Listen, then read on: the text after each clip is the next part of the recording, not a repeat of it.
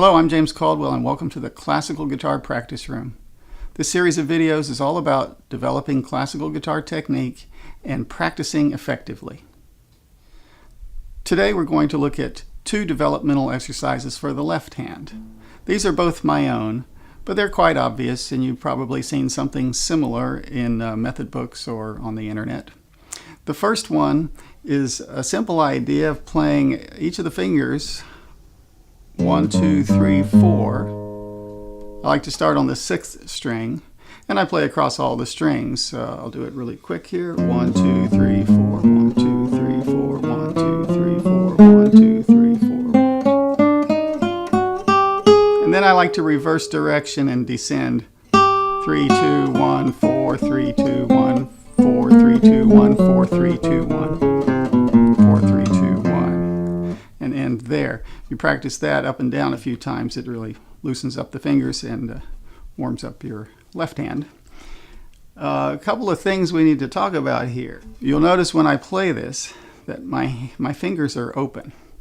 They're not closed like this. They're spread out, they're open. And I start on the 6th string. I try to get each finger as close behind the fret as possible. A lot of beginning students, they'll kind of approach this with a closed hand and they'll start low, like farther away.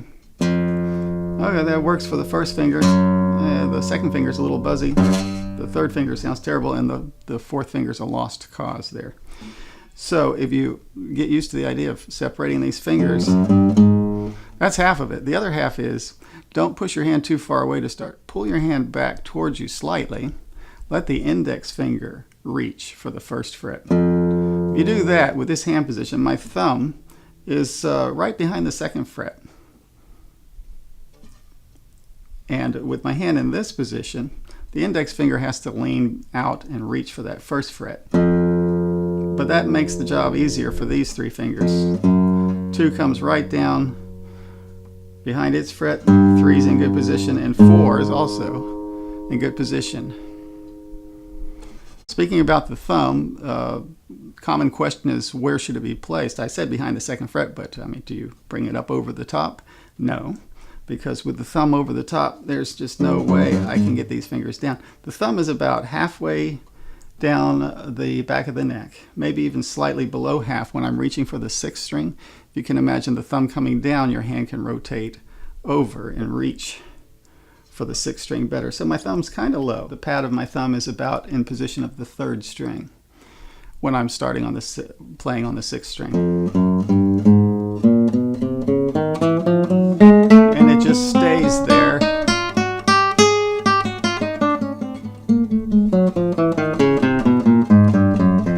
Stays there throughout the exercise.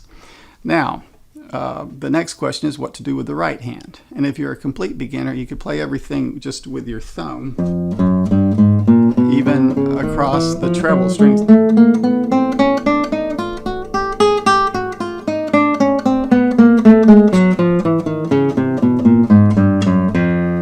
That's almost like holding a pick in your hand and playing it with all downstrokes. This is a left hand exercise, this being your left hand. So it doesn't really matter too much what you do here, but once you get proficient with it, you can turn it into a right hand exercise. And basically what I like to do is to play the thumb on the right hand across the 3 bass strings. When I get to the 3rd string, I switch to I and M, doing an I-M alternation. I-M, I-M, I-M, I-M. And then when I reverse direction, I just played M with the 4th finger down. I go to the 3rd finger and I go I, M, I, M, I, M, I, M, I, M, I, and then back to the 4th string, thumb, thumb, thumb, thumb, thumb, thumb, thumb, thumb, thumb, thumb, thumb, thumb.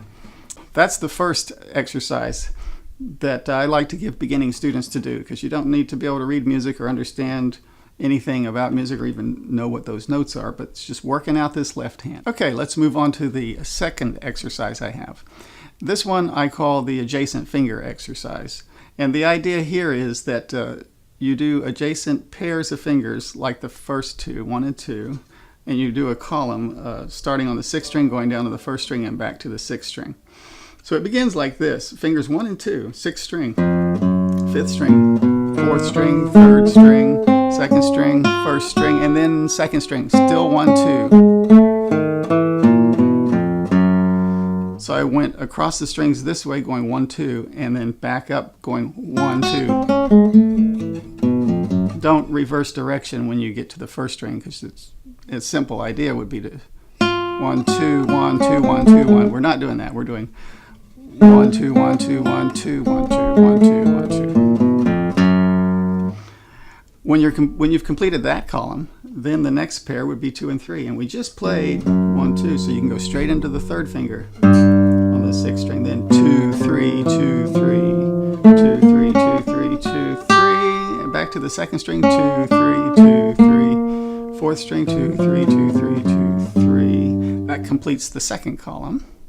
Now we have 3, 4, and we just played 2, 3, so you can go straight into 4, 3, 4, 3, 4, 3rd string, 3, 4, 3, 4. That completes going up into the 2nd string, 3, 4. So we're halfway done. We've done 1, 2, 2, 3, and 3, 4, and we just completed 3, 4. We're done with it when we land back on the 4th finger on the 6th string. But now we can go 4, 3. Now we're reversing direction. We did 3, 4. We're going to go 3, and then on the 5th string, 4, 3, 4th string, 4, 3, 3rd string, 4, 3, 2nd string, 4, 3, 1st string, 4, 3, 2nd string, 4, 3, 4, 3, 4, 3, 4, 3, 4, 3. That completes that column. Now the next pair would be 3, 2. We just played 4, 3. You can go straight into 2. 3, 2 on the 5th string, 3, 2, 3, 2, 3, 2, 3, 2. 2nd string, 3, 2, 3, 2, 3, 2, 3, 2, 3, 2. That completes that column of 3, 2. And now we go straight into 1 on the 6th string, and then 2, 1. On the 5th string, 2, 1, 2, 1.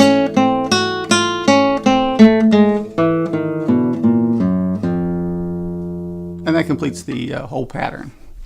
So let me play through it slowly and just observe how when you complete a column, it feeds right into the next pair of adjacent fingers. And when you complete that one, it feeds right into the next pair. And even when we're done ending here and we reverse direction, going 4, 3, when we're done with that, it goes straight into 3, 2.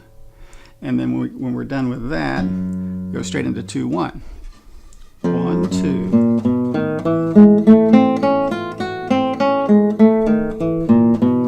2, 3.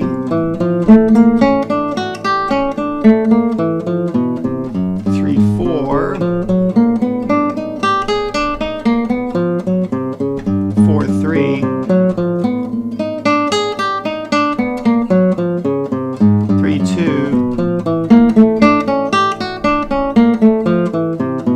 2, 1.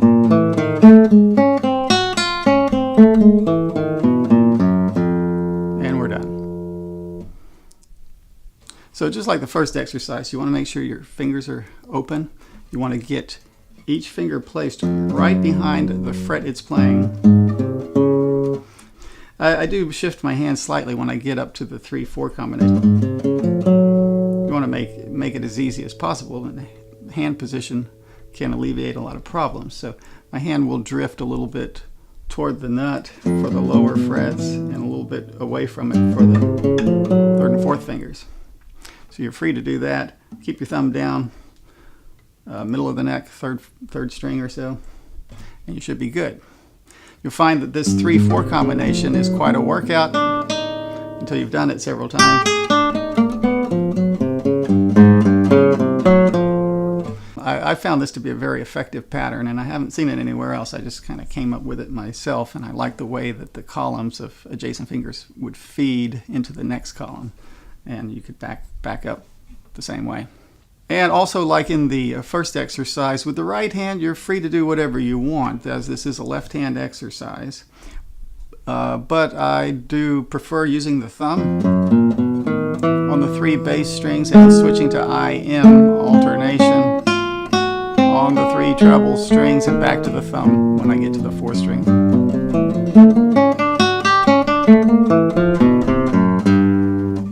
Both of these exercises are quite effective for developing the independent motion in these fingers. especially that adjacent finger exercise. When you get to the fingers 3 and 4, it's a real workout. It may even be slightly painful if you're new to it. But it will help you develop this hand and make any music you approach in the future a little bit easier to play. I hope that you found this video informative and helpful, and that you'll put these exercises to good use and see the benefit in them. If you like this video, please subscribe and join me next time in the classical guitar practice room. I've been James Caldwell, and thanks for watching.